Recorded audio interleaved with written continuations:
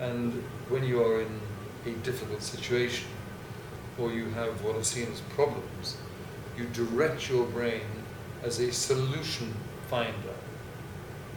The brain is a solution finder. And whatever the difficult situation is, there are solutions.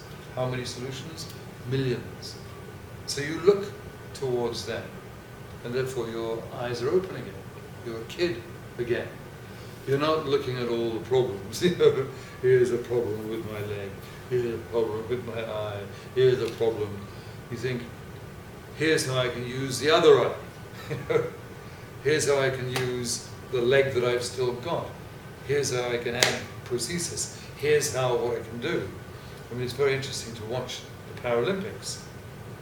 Historically, people were seen as disadvantaged, as in some way disabled. And watch them. I mean, they take situations where, quote unquote, they'll never walk. And they think, what do you mean I'm not going to walk? I'm going to run. And they work out how they use what they've got left to run, and they do. So you see the will and the mind overcoming the situations. So watch the Paralympics, and look at every one of them and think, have I got worse problems than they had? And how did they handle it? And however they dealt with it, you deal with it with them as examples. Amazing. What the brain can do. Now, speaking about what the brain and creativity can actually enhance one's aspirations, there are three more questions, and in a very candid manner. One is a very candid manner. Candid camera. It is, it's one is that how can parents are able to understand their children, and how much space should they give their children to be creative, and able to develop their mind and allow them to daydream? How much space can they give and leeway? Because they are afraid that that it may stray their children to the wrong dimensions. Mm-hmm. Especially education is very important. The way you guide children, and the brain needs guidance. We are speaking at this moment English. But if I were born in Shanghai, and I were born in a subset of Shanghai where only Shanghai Chinese accented would be speaking, and that's all they spoke, that's what my brain would speak. I would be speaking that. So the environment that we are in helps create our types of behaviors. The strongest power, the strongest force of protecting a child is not prison bars. It's not restrictions. It's love. So when you tell the child, I love you, my mum and dad are very good examples of that. My mum and dad, when myself and my brother, Professor Barry Buzan, he was a professor when he was a little boy, but we were young teenagers, and we had obviously the independent strain that everybody has. And mum and dad said to me, boys, you can do whatever you want. Whatever you want. We trust you. However, if you are going to do something that damages you and damages us, your parents, then just tell us. Just tell us. With drinking, smoking, all the children are trying it once, anyway. So the mum and dad said to me and my brother, whatever you want to do, you can do it. But let us know. Just tell us. Just tell the truth. Because we love you, and if you are going to damage yourself, we will try to protect you. But you are independent. And it was quite amazing. I mean, I would go, and my brother would go to teenage parties. And this particular party was pretty dull. It wasn't a particularly interesting party. And it was midnight. And I was thinking, this is pretty boring. I'm going home. And I said to some of the friends, I'm going home. And they said, oh, you don't have to. You can stay late. And I said, I know I can stay late. And they were saying, yeah, but Mum and Dad said we got to be in early, and we can go out late, and therefore we can be independent, we can be delinquent, we can be strong. And I said, what? I don't want to stay in a boring party. I can do what I want to do. I'm going home. And I went home. So by giving me and my brother the power to make decisions in a loved environment, we made much more intelligent decisions that made us far more protected. So you protect your children by loving them, giving them freedom, giving them information about themselves. My mum and dad said, the main thing you can do, boys, is educate yourselves. Educate yourselves. Learn about learning. Learn about your mind and body. Learn about it, and then use it. And if you decide to jump off a bridge, then you decide to do that, and you can. But once you're allowed to do that, you don't want to do that. But if somebody says, even, let's say you like strawberries, and there's a bowl of strawberries in front of you, and somebody says, you better eat those strawberries, what naturally does a person do? I'm not going to eat those strawberries. I'm not going to do what you told me I've got to do. So when you say, do what you want to do, but do it in the context of our love, it works a lot better. And now, in the context between the employee and employee relationship, the employees most of the time are in control in the way organizations work, and most of the time, employers tell themselves, how can I get myself being liked and create an environment where my employees would not climb over my head, but I want them to respect me and be able to work as a team, because there's a lot of fear and there's a lot of territorial mentality or syndrome, especially even in Asian cultures. How much of a room can someone like the health department or as an employer able to exercise and enhance an environment where it could allow creative and intelligent scene? Yeah, the relationship between the boss and the underling, the leader and the follower,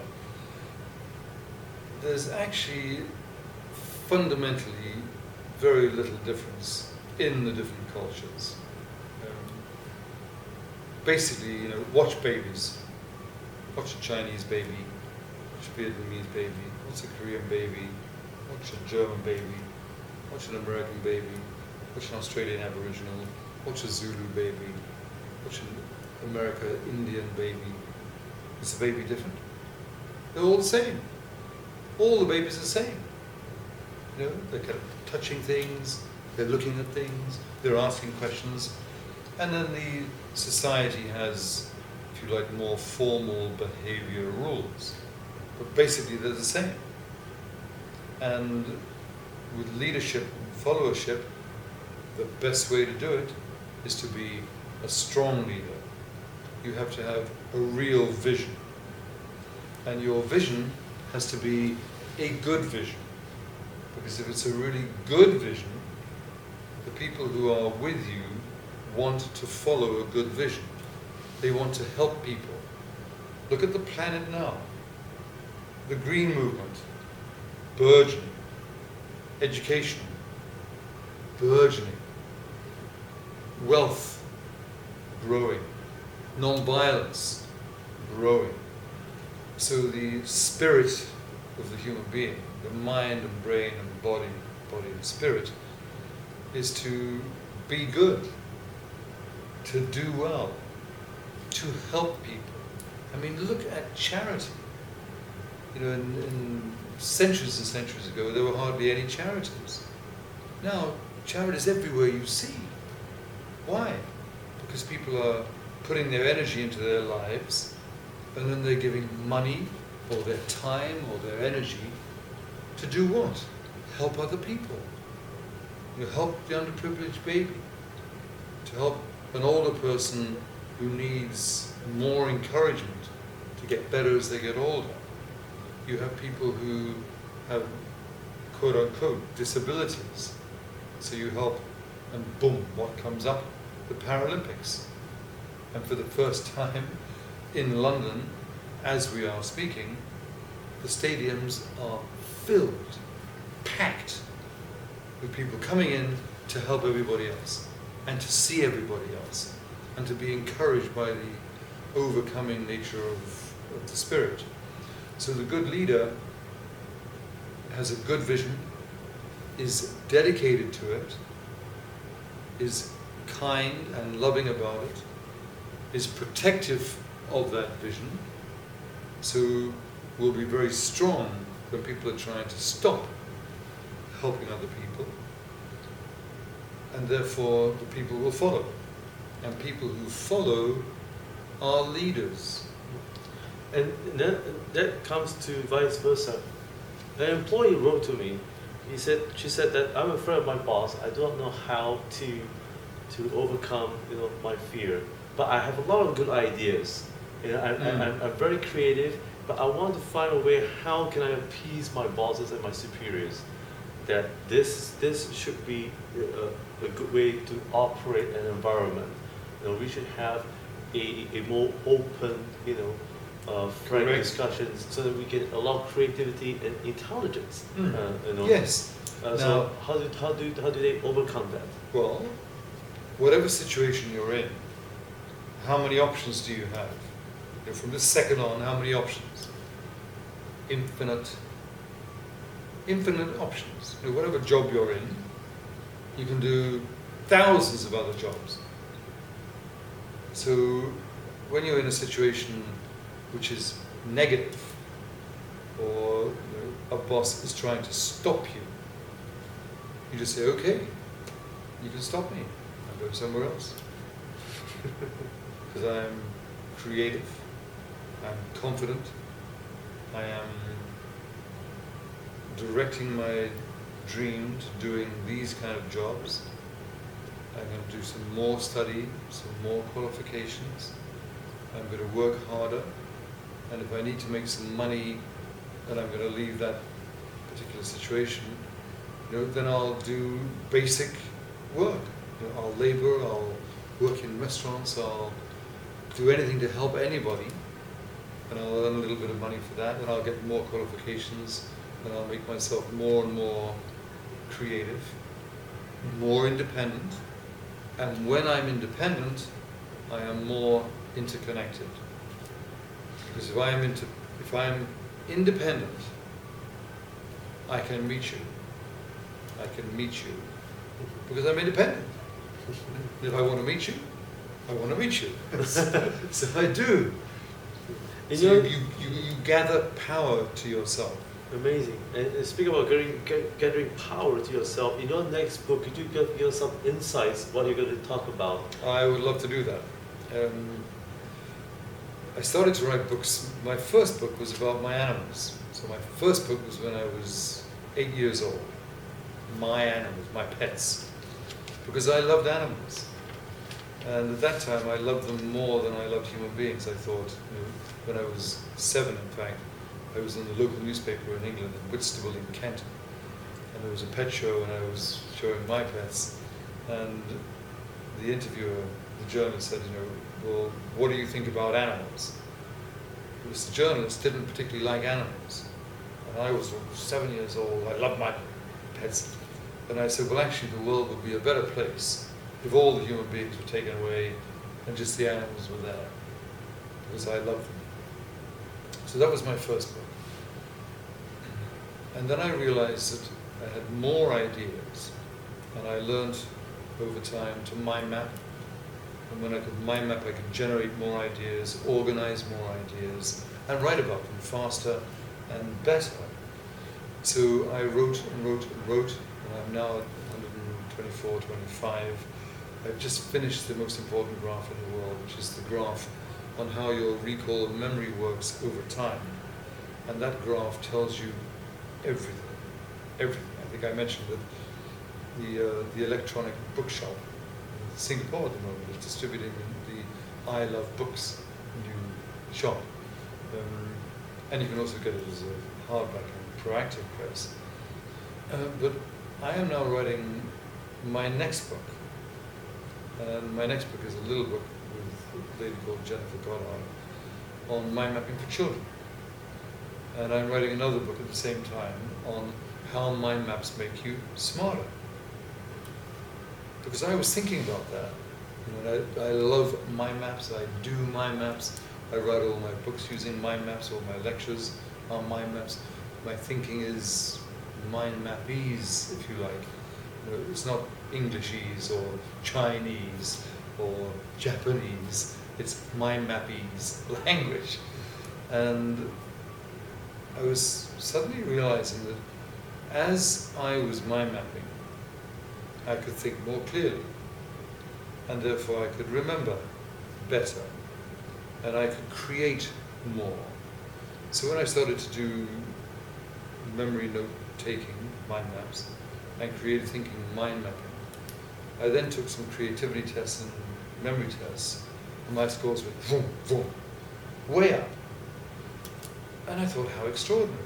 You know, like training my muscles by exercising my body, I was exercising in a playful way my mind. And so the mind map was helping me score memory tests. It was helping me in creativity thinking tests and doing better. And then it helped me with my IQ, you know, my standard IQ, my verbal IQ, and my numerical manipulation. The mind maps helped me. So I then thought, I'm going to write about mind maps in this new way. How does a mind map help you become smarter? And they do. And so I'm writing about that. And is that hard work? No way. It's sheer fun. You know, wow, look at that. You lovely mind map. Oh, that's how I become more intelligent. That's how that child was really poor and did a creativity test and exploded from thinking for 4 ideas in 10 minutes in a creative test. Little boy, mind map, boom, like a supernova star, boom, and 22 ideas plus images, plus pictures in the middle of the mind map, which didn't get any extra points for. Should have scored, 200 points from 4. So that's the new book, the next book. That'll be out in Amazing. a couple of months. Now, I'm going to conclude with one of the profound questions for you, and that is, before you leave this earth, what will be your philosophy that you want to leave behind for other generations to learn from you? Right. What is your lifetime advice for one who wants to continue to stay creative, stay young, full of life and dexterity, and even youth, like yourself? Mm. I'm ashamed of myself right now that I'm wearing glasses, and you're not.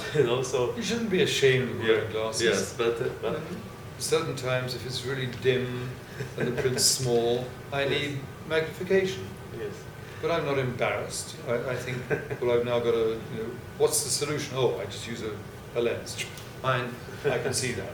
So never be embarrassed about, look at the Paralympics, look at the person with no legs, no arms, whatever. Should they be embarrassed? Not at all. That's the way they are. And their spirit is billions of times bigger than their bodies anyway. So your question, what do I want to do when I die, when I pass on? Yes. What would be your philosophy that you're going to leave behind? Yeah, my goal in a sense. Well, we have like cats 9 lives. I've used up at least 7 of them. I slipped and fractured my leg with all kinds of complications. And so, a few times in my life, I nearly died. And when I woke up from the operation or from whatever, I thought, how wonderful. And I need to keep on with the goal. And my goal has been constant, permanent, since 1960s. And my goal was, what the world needs is nurture. You look at deserts or areas where there's very little growth. There's not enough water. There's not enough or too much sunshine. There's not enough passivity. So my goal in life is to make sure that everybody, and that's everybody, knows the answers to all the questions that you've asked, that everybody knows how to mind map, knows how to think, knows how to develop their memory, their reading, their learning, their knowledge management skills. In other words, they become mentally literate. And mentally literate means mentally, physically, spiritually literate. And everybody has developed all of their intelligences, their verbal intelligence, their mathematical intelligence, their physical intelligence, their social intelligence, their individual intelligence, their ethical, spiritual intelligence, their creative intelligence. And that's paradise. That is, so my goal is to help create paradise. And paradise actually means garden. People talk in different religions, the Garden of Eden is paradise. So where there's a beautiful garden, where there are beautiful flowers, that's paradise. Now a mind map, if you look at a mind map, what is it like? It's like a flower of intelligence. So the stem is the power of the mind, the spirit, the body, and the mind map power is the flower of intelligence. So my goal is to help everybody travel towards paradise, to be in the Garden of Eden, the paradise. And everybody who's mind mapping is producing flowers. And if you look at the internet, I recently Googled mind map. How many references, linking mind map, and mind maps. How many pages of reference? Over 240 million flowers. So any one of you who mind maps, get them on the web. Help create paradise. So my goal, create paradise. The reason why I stay alive is so that I can help everyone I can help, to help the human race. So the only thing that I am afraid of is not being able to see tomorrow. Because I know that tomorrow is fascinating and I want to see it. But if I do die, that's it. And the paradise will continue, the flowers will grow, you will grow. What advice would you give for someone who wants to be as successful as you are as a young entrepreneur who start up life? Focus upon your own multiple intelligences. Develop yourself. Because what is an entrepreneur? An entrepreneur is not a businessman. An entrepreneur is a creative, imaginative thinker who thinks of some idea that can then contribute to the future of the earth. Which is why people try to produce beautiful products, better transportation devices, better nourishment, better environments, better homes, better equipment, better electronic stuff, better transformation of energy. That's what entrepreneurs want to do. So to become a good business person, you've got to develop all those intelligences of yourself. You've got to think of the brilliant ideas, and then you've got to make them come true. So you don't just sit around saying, hey, I'm brilliant, I've got all these intelligences, got some great ideas, blah, blah, blah. You think I've got all these ideas, I'm now going to devote my energy to work that, to sculpt that, to make that come true. So you create the idea, and then the innovation produces the product. And then you study how you get that product real, and how you distribute it, and communicate it, and market it, and keep improving it, and how everybody will see that product that you have created, and they'll think, oh, that's really nice, I have one of those. That's how you do it. You've got to love the product, yourself, and the people. Amazing. And speaking of great love for everyone and the product, thank you for joining me here at the National Queen's Choice Online News. Save Hyatt for the Hyatt hotels all around the world with Mr. Tony Buzan, who is the Hyatties. that's right, who is the founder of Mind Maps and author of more than 100 books. Thank you for joining me. I'm Robin Stienberg. Have a great week ahead and stay intelligent. Good. Thank you, sir. It's a real pleasure. Excellent. I'm sorry to take your time. I don't know how long. Oh my God. Oh my God.